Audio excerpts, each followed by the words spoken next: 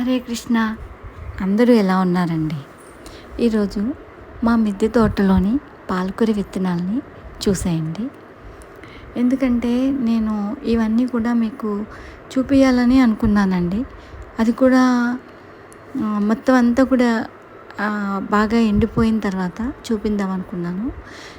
చెట్లకి ఎండిపోతాయి కదా, అప్పుడు చూపిందాం అనుకున్నాను. కానీ ఈలోపు నైట్ మొత్తం అంతా కూడా వర్షం వచ్చేసిందండి. దాంతో చాలా విత్తనాలు రాలిపోయాయి. అందుకే నేను ఇంక ఇవాళ చూపిస్తున్నాను అనమాట. ఎప్పుడు నాకండి మిద్దె తోటలో ఇన్ని విత్తనాలు అయితే రాలేదు. అందులో పాలకూర విత్తనాలు చాలా తక్కువ వచ్చావండి. అవన్నీ రాలిపోయాయి. చూసారండి ఎన్ని విత్తనాలండి. నాకు చాలా ముచ్చట అనిపించిందండి, హ్యాపీ కూడా అనిపించింది. సరే, మీకు ఇంకా మళ్ళీ ఈరోజు కూడా వర్షాలు చెప్పారు. ఇవి కూడా ఉంటాయో లేదో తెలీదు, అందుకని నేను చూపిస్తున్నాను మీకు. ఎలా ఉన్నాయండి అసలు, ఎంత విత్తనం అండి. చాలా బాగా వచ్చాయి కదా. నాకు చుక్కు కూర విత్తనాలు, తోటకూర అన్నీ కూడా నా మిద్దె తోటలో వస్తాయి. నాకు సరిపడానే ఉంటాయండి. కానీ పాలకూర విత్తనాలు మాత్రం ఎప్పుడు ఇన్ని రాలేదండి.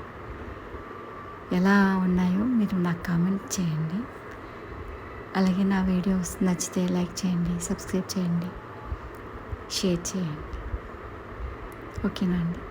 పచ్చిమిర్చి కూడా వచ్చాయండి అందులో, కానీ నాకు పాలకూర వచ్చింది కాబట్టి దీనికి ఎక్కువ శ్రద్ధ పెట్టాను. పచ్చిమిర్చికి అంత ఎక్కువ నేను చూసుకోలేదండి. ఇవి కూడా చాలా ఎండిపోయాయండి, సగం అయితే ఎండిపోయాయి, కానీ వర్షంతో రాలిపోయాయి అన్నమాట. ఓకేనండి, బాయ్.